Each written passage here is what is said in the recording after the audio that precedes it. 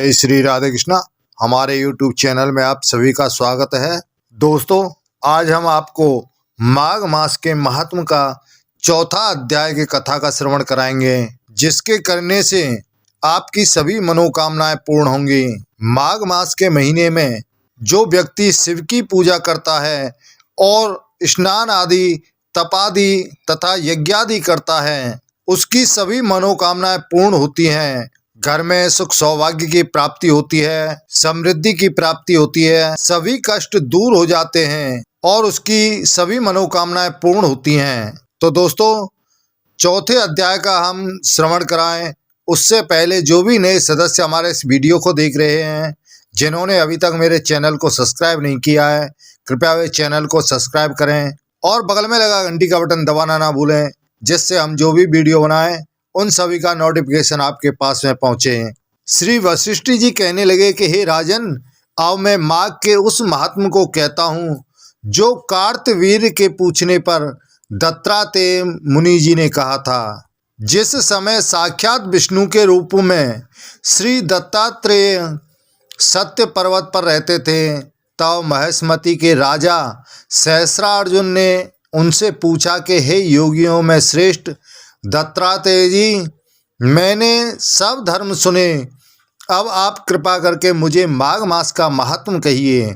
तब दत्तात्रेय जी बोले, जो नारद जी से ब्रह्मा जी ने कहा था वही माघ मास का महात्म मैं तुमसे कहता हूँ। इस कर्म भूमि भारत में जन्म लेकर जिसने माघ स्नान नहीं किया, उसका जन्म निष्फल गया है।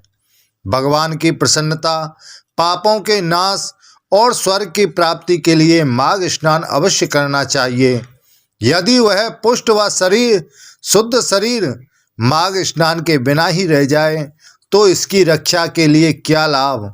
जल में बुलबुले के समान, मक्खी जैसे तुच्छ जंतु के समान यह शरीर माघ स्नान के बिना मरण समान है।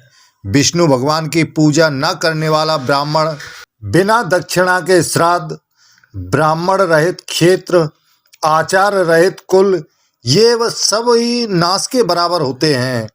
गर्व से धर्म का, क्रोध से तप का, गुरुजनों की सेवा न करने से स्त्री तथा ब्रह्मचारी बिना जली, अग्नि से हवन और बिना साक्षी के मुक्ति का नाश हो जाता है। जीविका के लिए कहने वाली कथा, अपने ही लिए बनाए हुए भोजन की क्रिया, शूद्र से भिक्षा लेकर किया हुआ यज्ञ तथा कंजूस का धन, यह सब नाश के कारण है।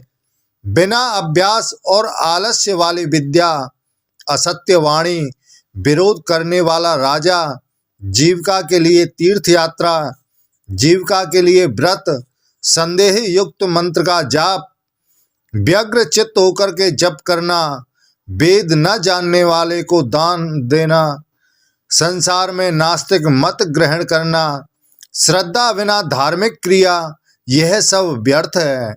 और जिस तरह दरिद्र का जीना व्यर्थ है, उसी तरह माघ स्नान के बिना मनुष्य का जीना व्यर्थ है।